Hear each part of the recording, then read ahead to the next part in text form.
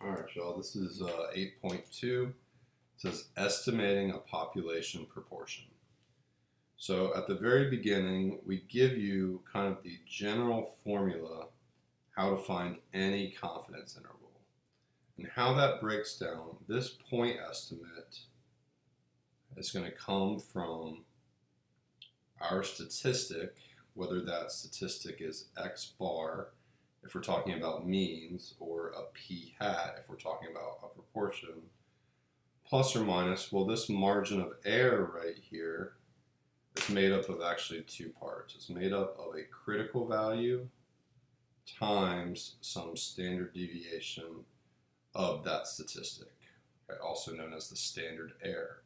Okay, so this part is also called the standard error.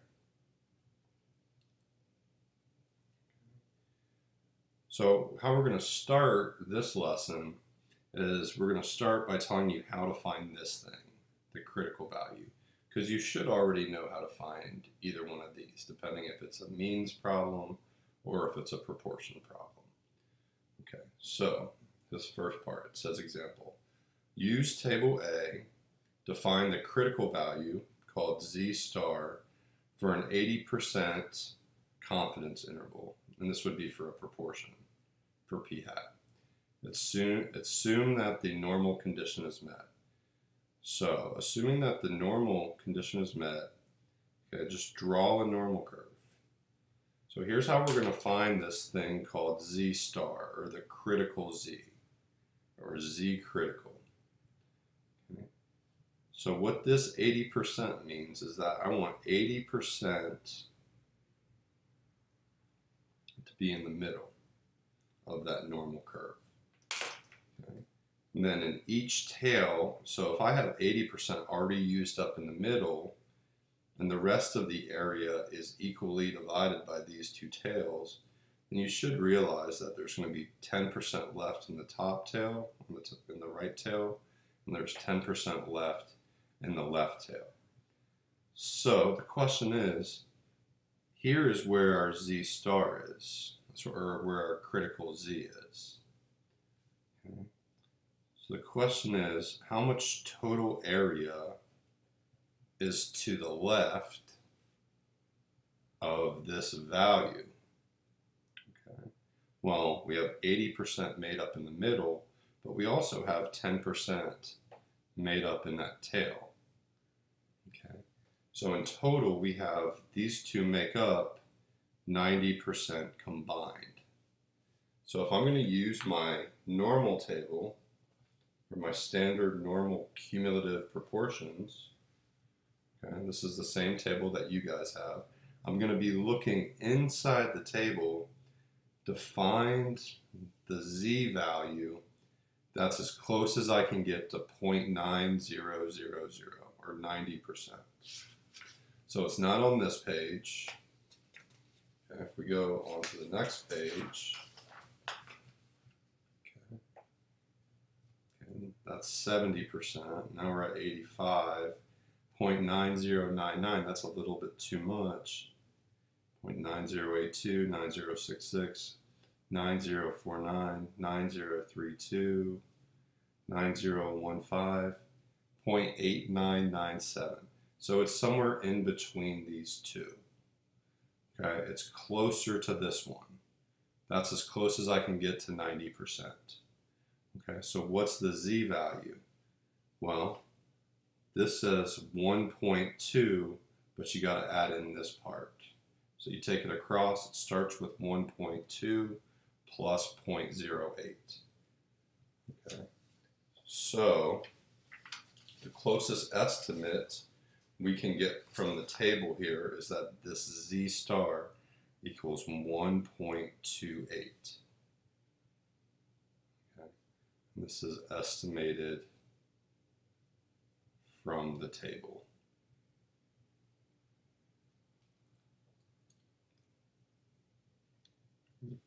Now, we can do this another way with technology. Okay. Now let's figure out what that Z star is if I use the tables that are stored in my calculator. So how I'm going to do that is I'm going to go to my distribution menu, second vars, Now I'm going to go to the inverse normal.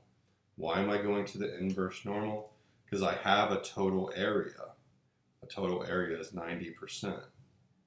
Okay, so if I go inverse normal, it's asking me for the area, 0.90. Remember, calculator always does a left tail, calculates everything to the left.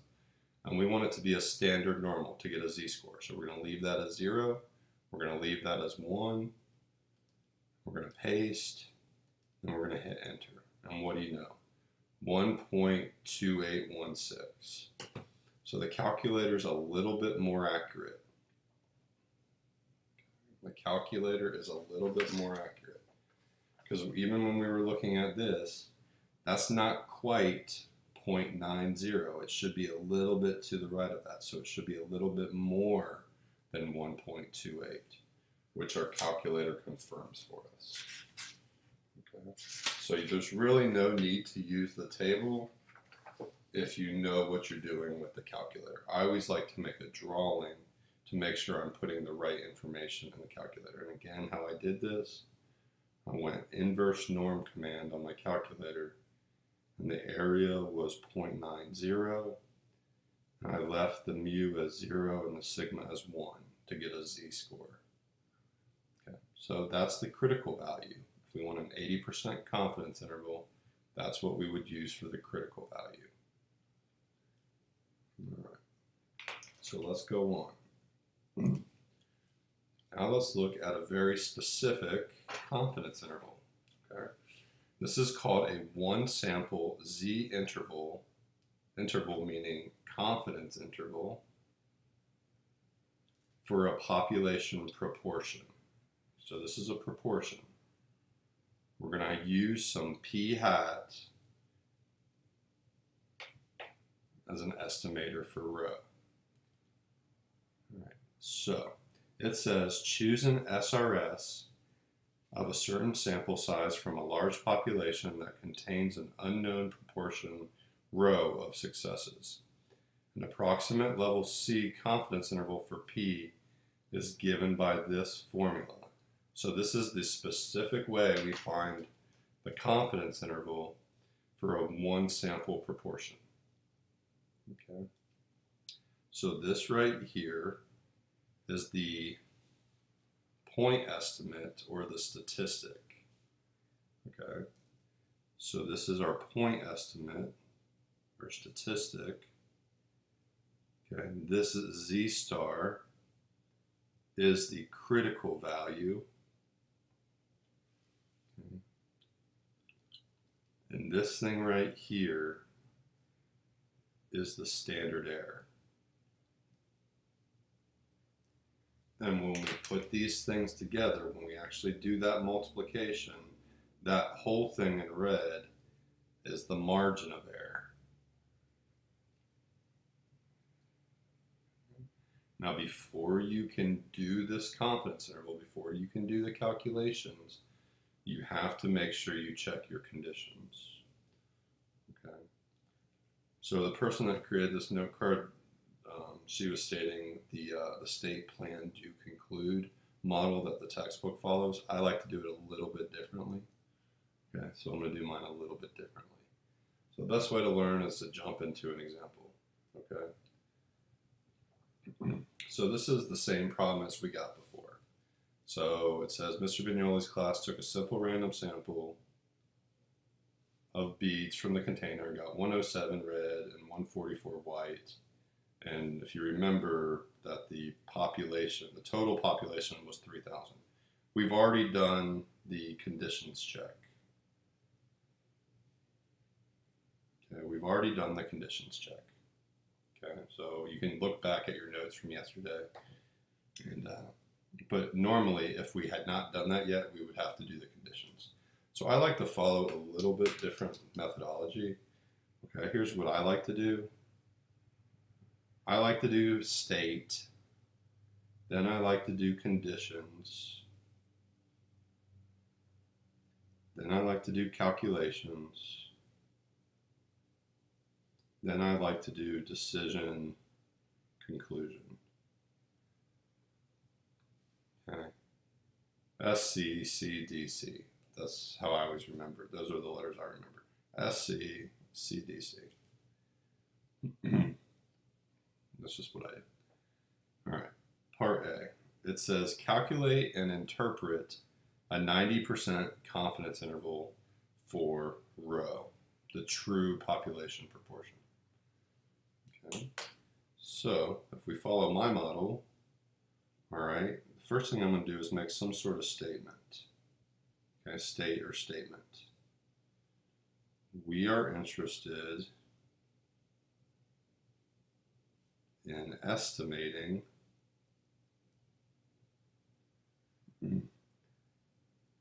the true proportion of red beads in the container. Okay. So that true proportion, the symbol would be rho, because it's the population proportion. Or you could say a red beads in the container of 3,000 total beads.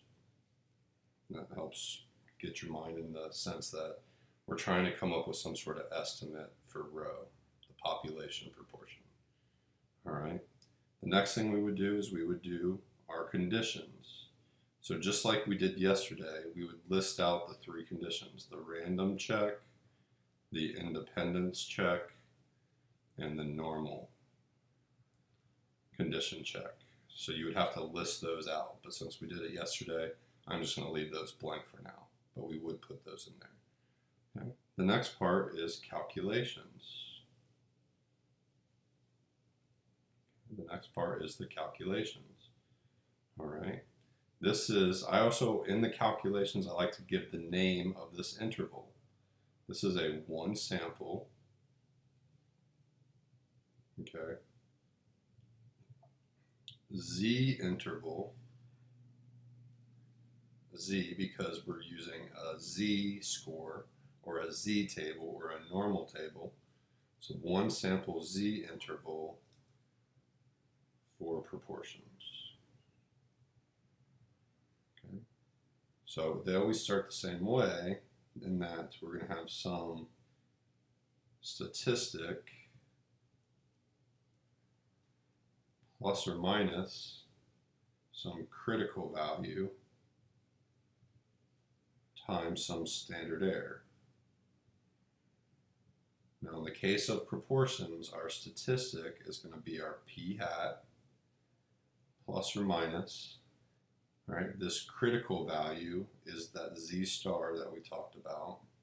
And the standard error is going to be kind of like the standard deviation of the sampling distribution, but since we don't know rho, we have to use p hat instead.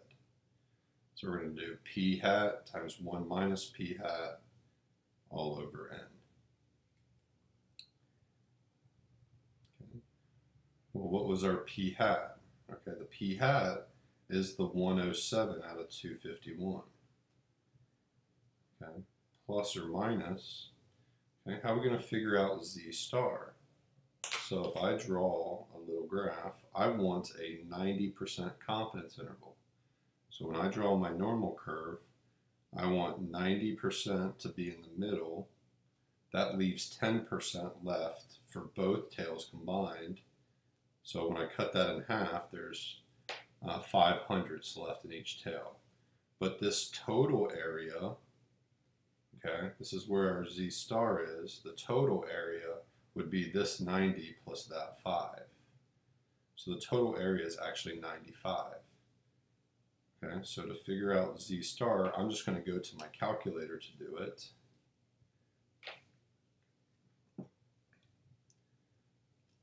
So that's going to be, we go second distributions, inverse normal. So the area is 0.95, the 90 in the middle plus the 5 in the left tail. I'm going to paste it. So 1.6449 if you round. But let's go ahead and store this in our calculator with a certain letter. I'm just going to call it Z because this is a Z star. It makes sense to call it Z in my calculator. So it's about 1.64485. Okay. So we can take that 1.64485. Remember, I've stored that as z. I want to multiply that times, okay, the p hat. Well, what's p hat? Let's replace this 107. P hat over here is 107 out of 251. And let's go ahead and get a number for that, a decimal, 0.426. But let's store this as well as, I'm just going to call it P in my calculator. Okay, so about 0.426. So I can write this down as 0.426 plus or minus this critical value times approximately about 426 times 1 minus 0.426 all over the sample size, which is this. There's 251 beads that we selected. So you got to do a minus, and then you got to do a plus. Okay. So let's do the minus first. Okay, we'll do the minus first. Actually, we'll do this we'll just do this part. Let's go ahead and multiply this part together. Okay. So remember, I have z stored in my calculator times a big square root of a fraction. Okay, remember I have that 0.426 stored in my calculator as p. So p times simply 1 minus that value over the sample size, which is 251. All right. So that says 0.0513. I'm just going to store this as another letter. I'm just going to call it A. So this turns into 0.426 plus or minus 0.0513.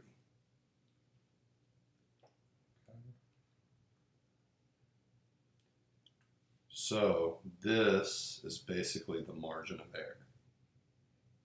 Okay. When we take the critical value times the standard error, that's the margin of error. So this is our sample statistic. That's in one sample, but we're not sure how close the sample proportion is to the true proportion. So we're going to go down 5/100ths or down 5% and up 5% as a little bit of a buffer, as a little bit of a safety. Okay. So if I do, remember that 0.426 was stored as P. If I do P minus that 0.0513, it's going to give me 0.375 if I round. If you think about this, that would round up. So it's 0.375 is on the low side. Okay.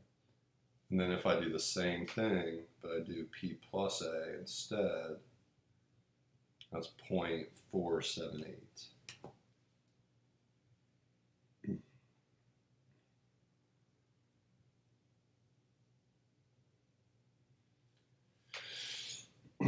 All right, so that's the calculations. This right here is our interval. So we don't know where the true proportion of red beads, but I'm pretty sure that of all those 3,000 beads, out of all of them, somewhere between 37.5 all the way up to 47.8% of them would be red. Okay, so our true row has to fall somewhere in that interval. We don't know where exactly it falls, but we're 90% confident that it does fall within those values, somewhere within those values. Okay, so the next step, if we're doing this full process, okay, using the state, so we've done the statement. Yesterday we did the condition check on the same problem. We've done the calculations. And now we have to make a decision or reach some sort of conclusion. When we're running intervals, there's really no decision to make, so the decision doesn't apply to confidence intervals. We just have to end with a conclusion. All right, so here's what I would say. Here's the way I would state my conclusion here. I'm just out of room, so yeah, I'm out of room. So my conclusion here would be we are 90% confident that the true proportion row of red beads in Mr. Vignolini's, excuse me, in Mr. Vignolini's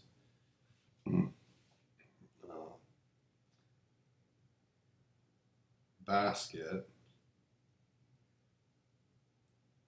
is between 37.5% and 47.8%. Okay, so row falls somewhere in there. Okay. Where am I getting those numbers? Okay, 0.375 stands for 37.5% and 47.8%. In our sample, 42% of the sample was red. Okay, but that might be off from the true proportion. That's why we allow some sort of buffer. Go down a little bit, go up a little bit. Guess what? If we wanted more confidence, this interval would be wider. If we want more confidence, it's wider. If we require less confidence, it would be narrower. When I say narrower, all right, basically as confidence goes up, the amount of air goes up. The margin of error goes up. When we bring our confidence level down, that goes down, okay, which makes the interval less wide if you were to plot it on an axis. So that's how you do that problem. Not terribly difficult. Okay. So now it says, use the calculator to verify that the interval that we obtained above is correct. Okay. So in our calculator, there's actually a way to do this whole thing, to do the calculations. This only applies to calculations. It doesn't substitute for the write-up that you got to do with it. Okay, so here's what I'm going to do. I'm going to go to Stat. Then we're going to go over to the tests. I'm going to toggle over the test. Now this is an interval. Okay, so you got to scroll way down until you see something that says right here, a one proportion. Okay, so it's one sample, so one proportion Z interval. So it's option A. Okay, and it's going to ask you for certain things. It's going to say, okay, how many successes did you have? So in our particular problem, I think it was 107 red beads. So we would enter 107. And then it says, well, what's your sample size? Well, we had 251. So X is the number of successes, N is the total, and then it says C level. That means what confidence level do you want? Okay, we want a 90%. Based, I think it was a 90%, wasn't it? Let's just double check. Yep, we did a 90% confidence interval here. Okay, so just remember these numbers for a second. 0.375, 0.478. Okay, so if I go to calculate here, bingo, 0.375, 0.478. It gives you the lower bound and it gives you the upper bound. It also gives you the sample proportion, 0.426, and it reiterates what your sample size was. Okay, so you can go with the calculator at 0.37495. That's what the calculator said, 0.47764. It does all of that work for us.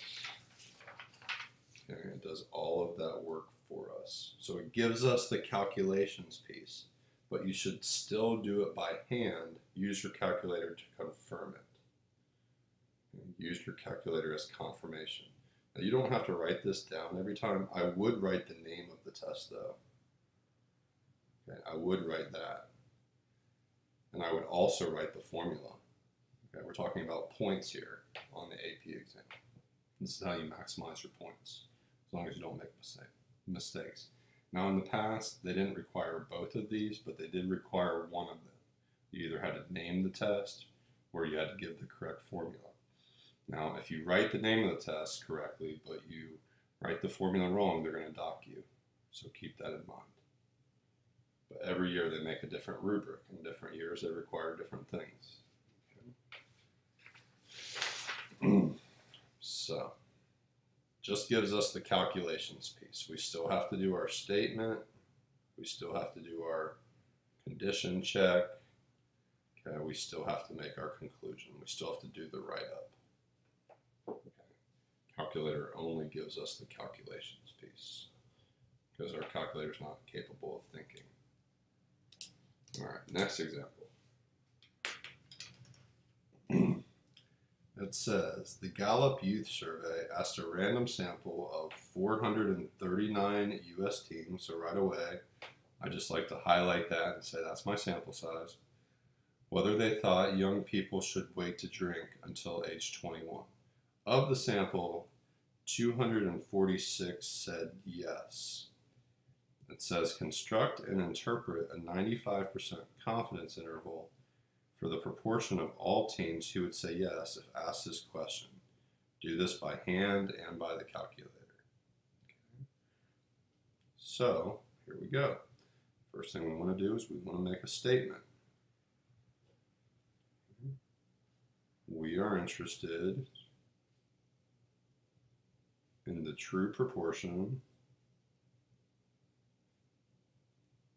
which we would call rho,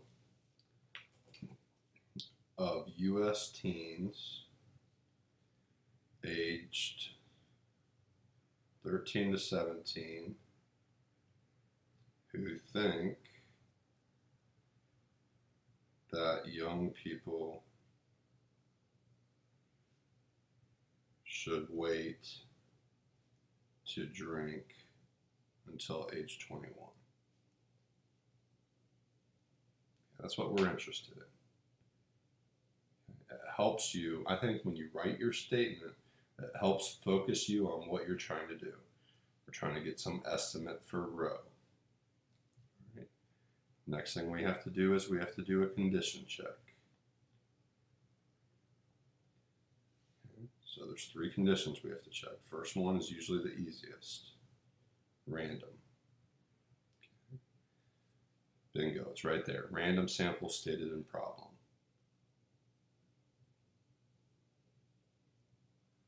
Random sample stated in problem. That's all you have to write down for the random condition. Okay. Then you have to do the independence condition. Now I'm really bad about abbreviating. Don't do that on the test. Okay. So n greater than or equal to 10 little n. All right. What's your sample size here? It's 439. So 10 times 439 would be 4390. Okay, so what do you think? Are there at least 4,390 U.S. teens in America? Yeah. So I would say something kind of in a smart aleck way. Clearly, there are more than 4,390 U.S. teens. In America. Okay, so there's my statement. Here's my condition check. We got to do one more. We have to do the normal condition, otherwise all of this doesn't make sense. Okay. We have to make sure that our sampling distribution is normal. Okay, so we're going to do n, but instead of rho, since we don't know rho, we're going to use p hat instead. Is greater than 10. Okay. Well, the easy way to do this, if I took, n is just 439. All right. Basically, this part is the number of successes, or how many people said yes. So this is going to amount to simply 246, okay, which is bigger than 10. We also have to make sure n times 1 minus rho is also greater than 10. Well, that's how many failures there are. So how do I figure out how many failures? Well, if there's 439 total people and I subtract 246, okay, well, I do this in my head when I can do it in my calculator. Right, I shouldn't have said that. That's bad to think of. But you get to use your calculator on the test. So 193 Okay, 193 is also bigger than 10, so that's a check. So the random checked out, the independence, and the normal. All three of those conditions were satisfied. Okay. So we've done our statement, we've done our condition check. Okay. Then we're going to do SC, CDC, but with intervals, so we're not going to worry about the D part. The next part is calculations. So this is a one proportion, or a one sample proportion, Z interval. Okay. How are we going to find our P hat? We're going to take the number of successes, 246, divide it by 439, total people sampled. All right. So we're going to take 246 divided by 439. Yep. All right, and I'm just going to go ahead and store this as, store this as P in my calculator. Okay. So 0.560. So our sample proportion, about 56% of our sample thinks that young people should wait till they're 21 to drink. All right? That's not necessarily what Roe is. Okay? But that's the best thing that we can use for Roe right now, but we have to give it some buffer. Okay? So let's figure out what our critical Z is going to be. So critical Z is going to depend on the amount of confidence we want. Well, we want 95% confidence.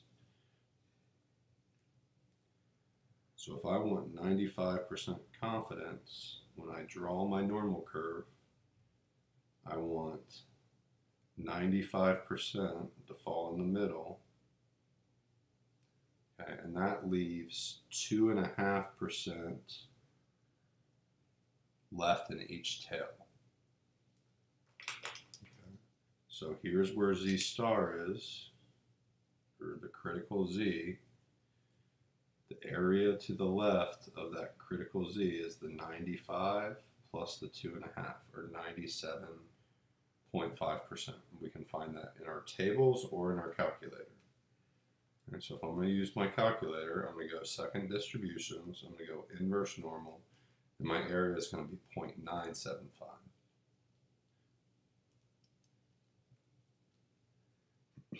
So 1.96 essentially if I round it. I'm just going to store that as Z for now. Okay, 1.96.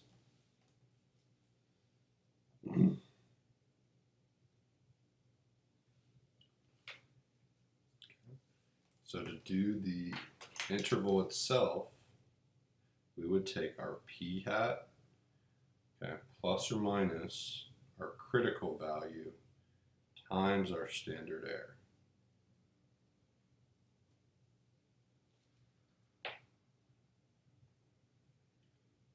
So we would take our 0.560 plus or minus our 1.96, again, times our 0.560, 1 minus 0.560, all over our n, which is 439. And that whole thing's underneath the square root.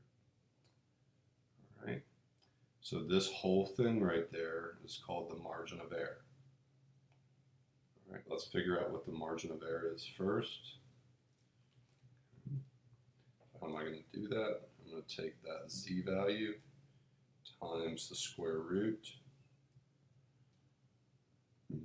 of our P hat. Remember, I stored that as P in my calculator. And then I'm going to do simply 1 minus P all over our N, which again is 439. Okay, so that's our margin of error. I'm just going to store that as alpha A, just for now, 0.0464.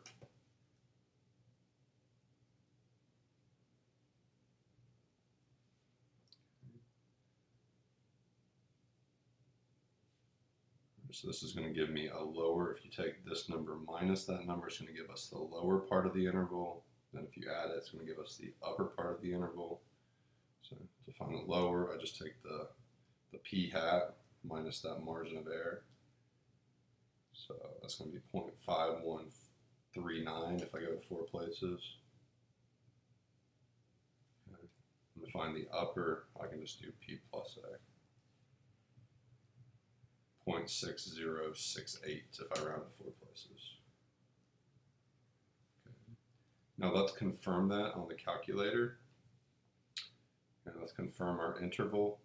So I'm going to go to stat, go over to tests.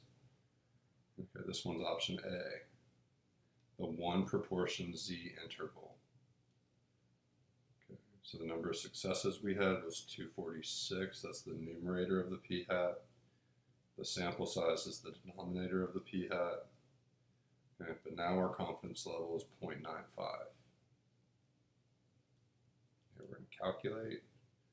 0.51393, guess what? 0.5139, so that matches up 0.6068, 0.6068 if I round. Got the same value for p-hat as well, 0.560, that's what that is. Okay, so that's the calculation piece. Okay. So we got that calculation piece. Last step is the conclusion. We are 95% confident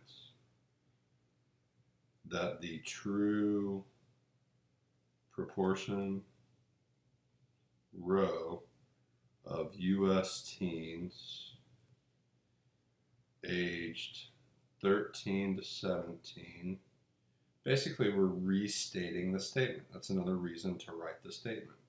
Except we are saying we are 95% confident that the true proportion row of US teens aged 13 to 17 who believe young people should wait until 21 to drink is between these two boundaries.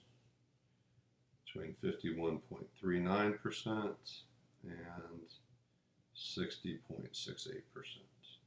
So we have that much confidence in it. Okay. If we had more confidence, if we wanted 99% confidence, this number would be bigger. If we only wanted 90%, that number right there would be smaller. And more confidence means more margin of error. Less confidence, less margin of error. Okay. Less margin of error, smaller interval. More margin of error, bigger interval. Hopefully it's starting to come together, guys. I know this is kind of tough. All right. So now let's look at the next part of this. And we're almost through with 8.2 here. So it says choosing the sample size for proportions. It says to determine the sample size n that will yield a level C confidence interval for a population proportion row with a maximum margin of error, solve the following inequality for n, where p hat is a guessed value for the sample proportion. The margin of error will always be less than or equal to ME if you take the guess p hat to be 0.5. And what does that mean? If we want to fix a predetermined maximum margin of error, we can substitute our fixed margin of error in for ME and use algebra to solve for n. We would do this before we start collecting data, therefore we do not know what our sample proportion p hat will be. To ensure that we get a margin of error equal to or less than our predetermined limit, we use a p hat value of 0.5, which ensures that the margin of error found after collecting our sample data does not exceed our predetermined limit. So what the heck does that mean? Okay, let's think about that in terms of, well, let me try to stay in theory real quick. Okay. So kind of coming back to what margin of error is, okay, remember in our formula, we had some point estimate plus or minus some margin of error. And margin of error was made up of two things. It was made up of the critical value which we call the z star for proportions, okay, times the standard error, which in the case of proportions comes down to this big square root, p hat times 1 minus p hat all over n. Okay. Now, they're saying, okay, maybe I have a certain point estimate, okay, maybe like 70% think, 70% of the US thinks that, I don't know, the president's doing a good job or whatever. All right. Maybe we want to fix our margin of error to make sure it doesn't go above or below 3 percentage points. Okay. So for instance, maybe I want to fix this to be 3%. All right. So if this was 70% or 0.70, okay, maybe we would want to say that rho is between 67 and 73.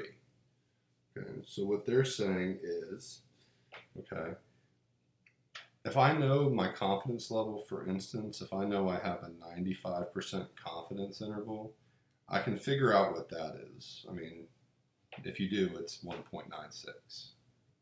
All right. What they're saying is, what sample size do I need to take, or what does my n have to be to make sure that I don't go over that? And to be on the safe side, okay, to be on the safe side, we can put 0.5 in for those things.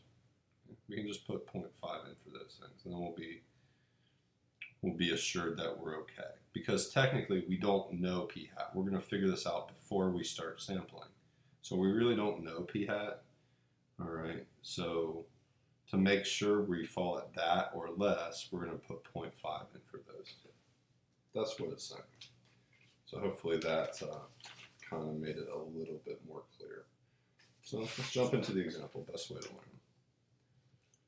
So example, a company has received complaints about its customer service. It's probably AT&T. All right, it says the managers intend to hire a consultant to carry out a survey of customers. Before contacting the consultant, the company president wants some idea of the sample size that she will be required to pay for. One critical question is the degree of satisfaction with the company's customer service, measured on a 5-point scale. The president wants to estimate the proportion rho of customers who are satisfied, that is, who choose either satisfied or very satisfied, the two highest levels on the scale. She decides that she wants the estimate to be within 3%, which means 0.03 at a 95% confidence level. How large of a sample is needed? Okay. Because we don't want to just go out, if you want to think about this in a company context, we don't want to go out there and sample 1 million people if that's not needed. All right. Every time you sample someone, it takes time, which means it's going to take money to hire someone to go out there and take the samples. So it's good to go out and knowing how many people you need to talk to before you go out there, because it's going to save money in the long run. It's going to save time and it's going to save money. So what this problem is saying is that we want the margin of error to be no more than 3%. Okay. So basically, whatever p hat we get, we're going to plus or minus 0.03. That's the absolute maximum we're willing to go up and down. So we want this, when we're done, all right, our true rho is going to be somewhere between p hat minus 3% all the way up to p hat plus 3%. So that's a fairly small margin of error. So here's what we're going to do. What's our formula just for the margin of error piece? It's z star times this nasty thing. All right, and that equals the margin of error. So I'm going to let this equal 0.03 because we're told that. Okay. So my goal, solve for n. Okay. how can I solve this for n? I would probably, you can put the numbers in there as you go. I think it's easier to solve for the letter first. That's my own personal preference. So let's just divide both sides by z star first. Okay, that would get the z stars to cancel. Okay, so what's left? Well, I have a square root p hat, 1 minus p hat over n equals 0.03 over z star. Right, how do you get rid of square root?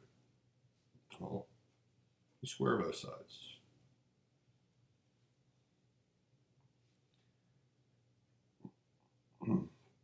Now, to make sure we get the right amount, remember we don't know what p hat is. So to be on the safe side, okay, to be on the safe side, you want to make this as big as possible. And you want to make that as big as possible. All right, so the way we make it as big as possible is let p hat be 0.5 or 50%. Okay, and we can talk in class why it makes it as big as possible. All right, so here's what I'm left with now.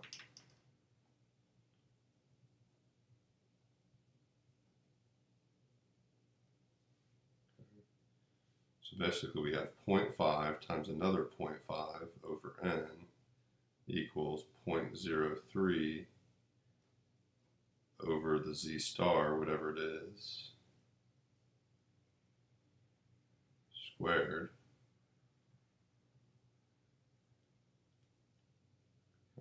Well, what's that? 0.5 times 0.5 is simply 0.25. A half times a half is a fourth over n equals 0.03 over z star squared. Okay, real simple. I would rather just move that than this whole thing. So I'm just going to switch these places. You're absolutely allowed to do that. And so I get 0.25 over 0.03 over z star squared, and that's going to equal n. So the only thing left I really need to do is I need to figure out what z star is. Okay. I'm going to do this another way, just so you guys can see it a little bit more clearly here in a second. All right. So, all right, what's this z star? Okay, remember we're talking about a 95% confidence interval. So there's my 95%. We got 2.5% left in each tail. So the z star is there. So the total area to the left of that z star is actually 0.975. That makes up those two pieces. So in your calculator, we're going to go second distributions, inverse normal, 0.975. It's going to be the same thing we got before. That's your z star. And I'm just going to store it as z, about 1.96. So we can plug that 1.96 straight in. So I get n is going to equal 0.25 over 0.03 divided by 1.96 quantity squared. Let's see what that comes out to be. So I'm going to take 0.25 over another fraction. Actually, let me clear that. Let's try it again. 0.25 over, and put parenthesis, 0.03 over that z value squared. Exactly the same thing as saying right there. Hit enter. 1067.07. Okay. Now, can you have 1067 people? No. You always round this to the next highest number. So, what does this mean? If we sample 1,068 people, okay, we're going to be guaranteed to get this margin of error or less. There's no way it can be more than this. Okay, so for instance, if your p hat was 0.4, then this would be 0.4 times 0.6. So let's just look at it. If you did the square root, if you did the square root of 0.4 times 0.6 over 1,048, it's even less than 3%, isn't it? Okay, it's even less than that. Oops, I forgot to, sorry about that. I forgot to multiply it times the z. So if I took 1.96 times the 0.4, oops,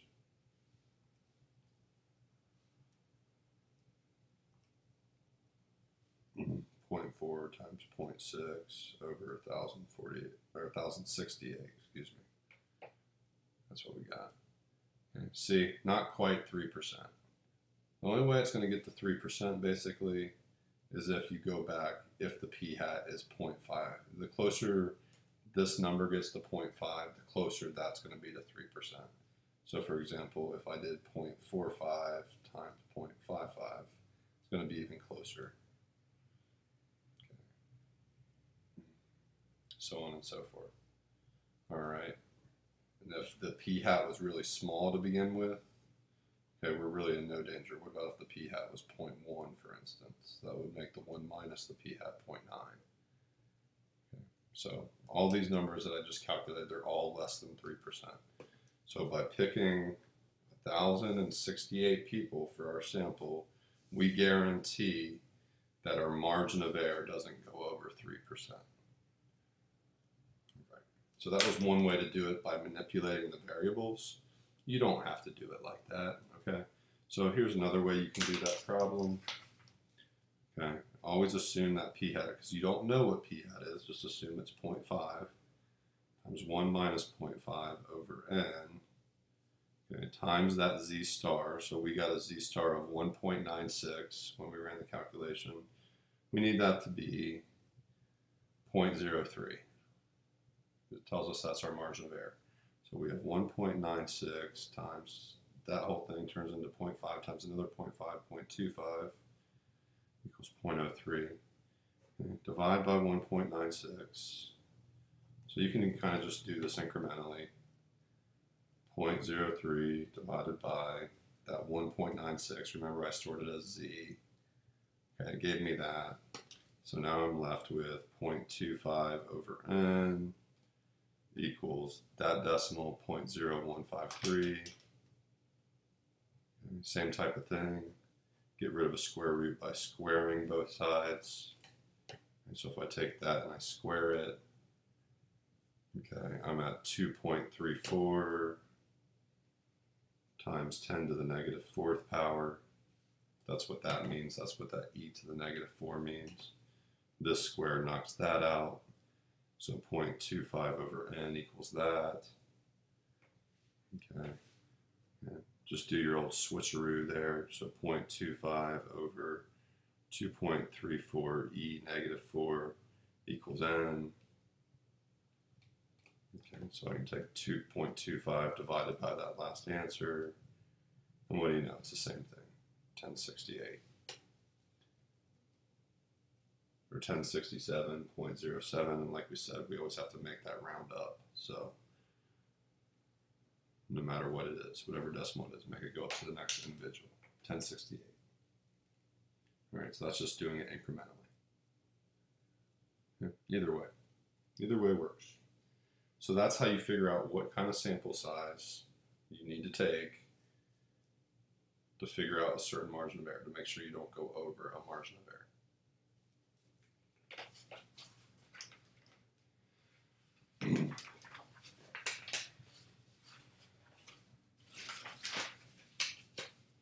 Is that it? Whew. I talk a lot, I'm sorry. So we're done with 8.2. Good. I'm going to stop the video until next time. Have a great evening, morning, afternoon, whenever you're watching this.